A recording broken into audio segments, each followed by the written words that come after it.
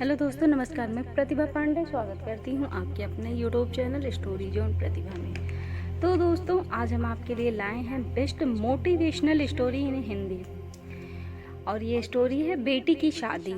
तो आइए दोस्तों शुरू करते हैं। अगर दोस्तों आपको हमारी ये कहानी अच्छी लगेगी तो लास्ट में कमेंट करना मत भूलिएगा। तो दोस्तों शुरू करते हैं बेटी की शादी बेस्ट मोटिवेशनल स्टोरी।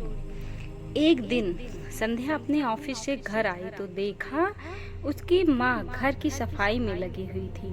संध्या, माँ क्या बात है, आज आप बहुत सफाई हो रही है। रुक्मणी, बेटी कल तेरी मौसी आ रही है ना एक रिश्ता लेकर।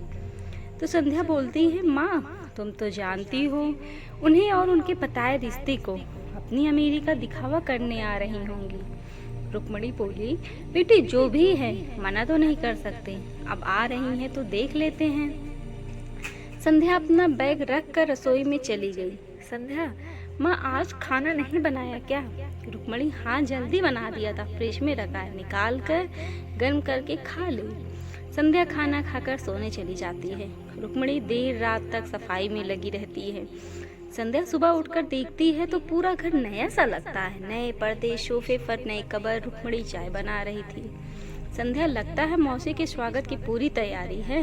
रुक्मणी, हाँ क्यों नहीं, वो मेरी बेटी के लिए रिश्ता जो लेकर आ रही हैं। संध्या कहती है, माँ तुम जानती हो पापा के जाने के बाद इन लोगों ने हमसे सारे रिश्ते नाते खत्म कर दिए, फोन तक उठाना बंद कर दिया था। आज अचानक क्या हो गया? रुक्मणी कहती है, वो सब तो ठीक है, लेकिन अब आ रही है तो खातिरदारी तो करनी पड़ेगी। तो आज ऑफिस से छुट्टी ले ले, मुझे इतना काम नहीं संभलेगा। संध्या, ठीक है, लेकिन मौसी ने ताने मारे तो मैं भी सुना दूंगी। रुक्मणी कहती है, अरे वो कुछ नहीं कहेंगी, और कुछ कहें तो सुन लेना, घर आए मेहमान की बेइज्जती नहीं कर सकते। संध्या और रुक्मणी ने मिलकर जल्दी से सारा काम निपटा लिया। दोपहर को अंजू मौसी घर आई। अंजू, यहाँ आना तो नर्क में आने जैसे लगता है, देखा नहीं बाहर कितनी भीड़ है, गाड़ी भी अंदर नहीं आ पाई, बहुत दूर से पैदल आ रही हूँ, तुम लोग पता नहीं यहाँ कैसे रह लेते हो। संध्या ने गुस्से से माँ की ओर देखा। माँ ने इशारे से संध्या को चुप रहने को कहा। रुक्मणी, संध्या मौसी के लिए चाय नाश्ता ले आओ। संध्या अंजू के लिए चाय नाश्ता ले आती है। अंजू, तुम लोग तो मुझे पूछते नहीं, पर मुझे तो तुम्हारी हमेशा चिंता रहती है। अब तुम्हारा है ही कौन, मुझे ही सब यह देखना है। मैं संध्या के लिए ऐसा रिश्ता लाई हूँ कि तुम सोच भी नहीं सकते। रुक्मणी कहती है, हाँ बहन, अब हमारा है ही कौन, वैसे ये बता लड़का कैसा है? अंजू कहती है, बहन 10 लाख रुपए महीना कमाता है, मेरे घर के पास ही बहुत बड़ी कोठी है, 2 भाई हैं और एक बहन भी है, सबकी शादी हो गई, बस यह सबसे छोटा ही रह गया। रुक्मणी, लेकिन इतने बड़े घर से बात कैसे बनेगी, हमारी हालात तो तू जानती है। अंजू, अरे तू चिंता मत कर, मैंने सब बात कर ली है, उन्हें कुछ नहीं चाहिए, दोनों तरफ की शादी का खर्च उठा रहे हैं, मेरे कहने पे बस एक बात है। रुक्मणी, क्या बात है? अंजू, उस लड़के का पहले विवाह हुआ था, लेकिन एक ही साल में पत्नी का देहांत हो गया, इसलिए अब उसे कुंवारा ही समझो। रुक्मणी, क्या दूजिया को कैसे ब्याह दूं अपनी बेटी?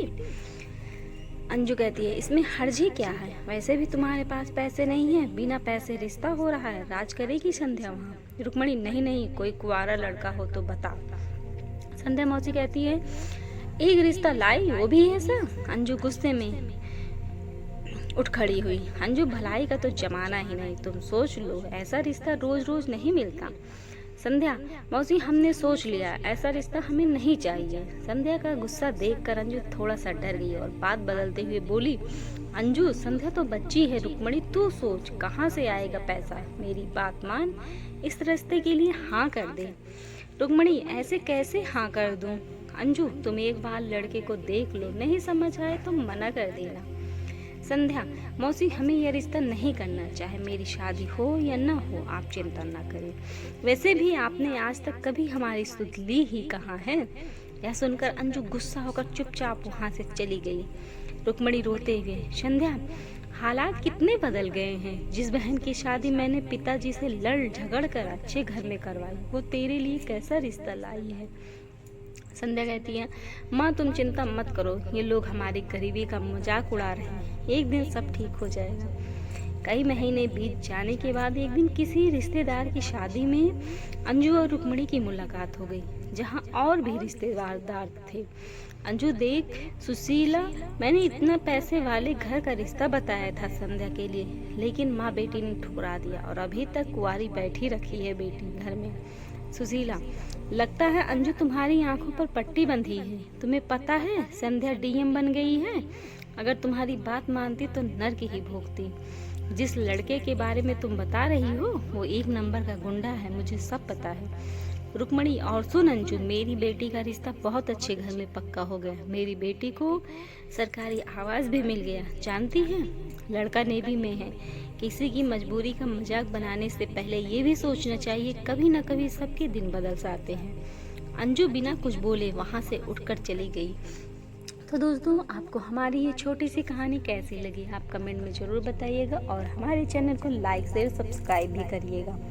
और हाँ दोस्तों, लास्ट में बेल आइकन दबाना बिल्कुल मत भूलिएगा, जिससे हमारी इस तरह की छोटी मोटिवेशनल और बहुत सारी कहानियों के नोटिफिकेशन आप तक जाते रहें। धन्यवाद दोस्तों।